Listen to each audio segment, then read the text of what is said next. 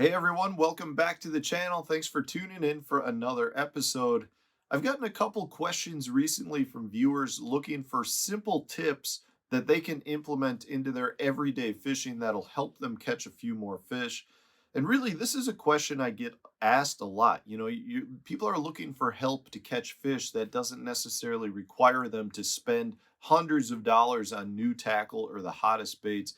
And honestly, for me, there's one really good tip that will help improve an angler's success on the water. This is a tip that I learned when I was a little youngster throwing a Zebco 33 spin cast reel. I remember fishing where I made a cast. I was throwing a 7-inch Berkeley power worm, the red shad color, one of my favorites when I was a kid. And I remember getting stuck on the bottom. I was standing on a dock at a lake in northern Wisconsin. I made a cast and I got stuck. Well, I didn't have a boat. I was fishing off the dock and I ended up just like yanking on it and it finally came off. And when it came off, I remember having a fish just pound on the bait. And therefore, like I was hooked up, and I just remember being blown away by the idea of I was just stuck and now I've got a fish on. It ended up being like a 2 pound bass. But the key here is what generated that bite. And it was something that I learned in that experience that taught me how important creating reaction strikes is. And what I mean by a reaction strike, that's where you impart a movement in your bait that is not just like a normal movement, meaning you're trying to get that bait to create some sort of erratic motion, whether it's dart to the left, dart to the right, maybe it deflects off an object. The thing is, no matter what bait you're using, those baits for the most part are going to run right back to your rod based on your retrieve. So if you're throwing a crankbait, try to deflect it off the bottom. If you're throwing a topwater bait, create some random movements with your rod tip, or change up the speed based on your reel. But it doesn't matter what bait you're throwing, that reaction can be generated by you, the angler, regardless of what equipment that you're using. There are some baits that have a more erratic motion to them than others. If you're talking about your vibrating jigs, a lot of times they'll be running and all of a sudden it'll just kick off to the left or right before coming back to center.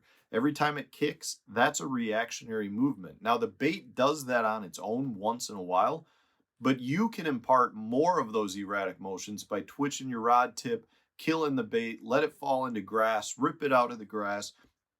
What you're looking to do is create some crazy movement that will trigger that instinctive action within the fish to feed. Anytime you've got a bait, say, sitting on the bottom and you snap that bait and it creates that explosion off the bottom, the fish thinks it's something trying to get away. An easy meal is what bass love to eat.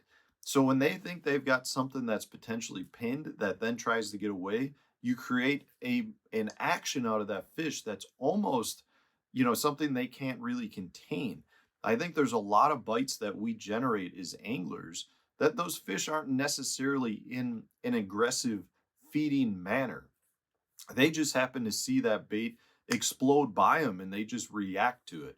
It's kind of like if you were just sitting there and somebody came up to you and like went to hit you in the face, you're going to move out of the way or put your arms up just instinctively to try to block that.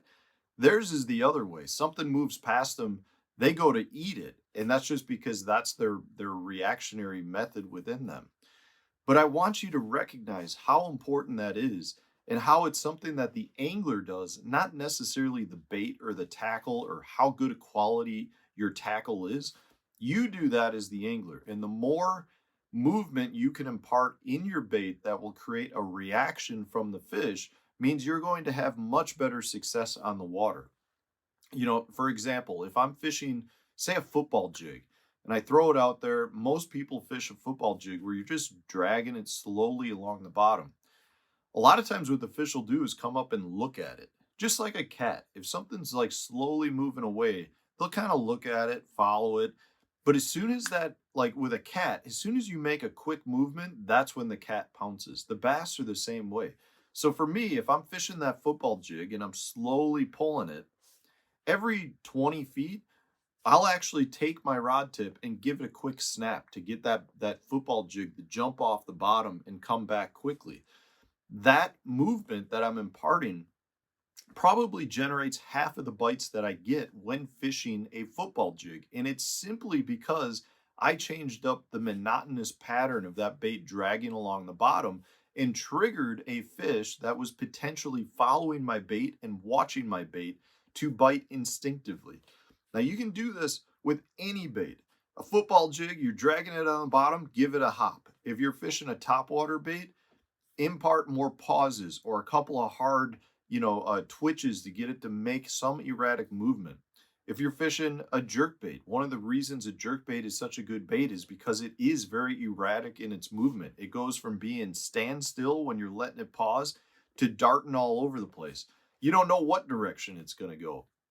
But pretty much any bait you can do this with. A spinner bait you do it with, a swim jig, your any of your crankbaits or your hard baits.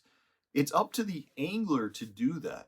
So if you're just cast and retrieved, you're probably not generating the bites you need to. So if you're a newer angler out there, you want to try to envision doing something with your rod or your bait to create that reactionary movement. I cannot stress this enough. It is one of the things that the professional anglers do so much better than the average angler.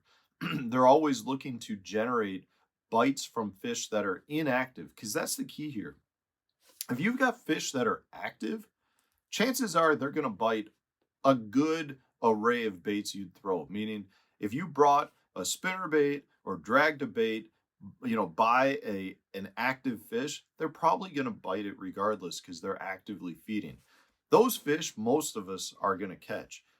But to really increase your success on the water, you need to generate bites from those lethargic fish, those ones that aren't really in an aggressive feeding mode. And you do that with your reactionary movement by triggering that reactionary movement out of the fish. So it's up to the angler at that part to impart additional action to generate that instinctive feeding manner within the bass.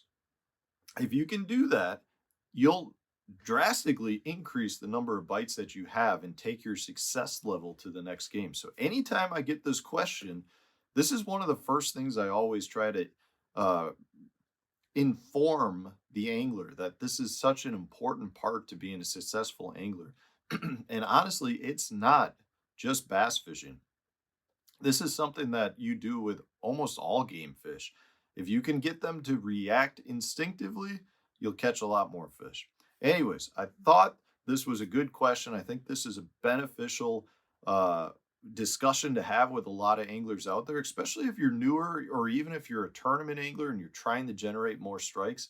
It just shows how important it is, because in a tournament, one extra bite a day can take you from not cashing checks to cashing checks. That's how important every fish is. And the more you can generate strikes from inactive fish, the better the tournament angler that you're going to be, the better the regular average angler out on the water you're going to be, which means you're going to have a better time if you're catching more fish.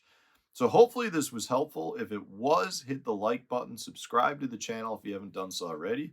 Stay tuned, new video coming out tomorrow.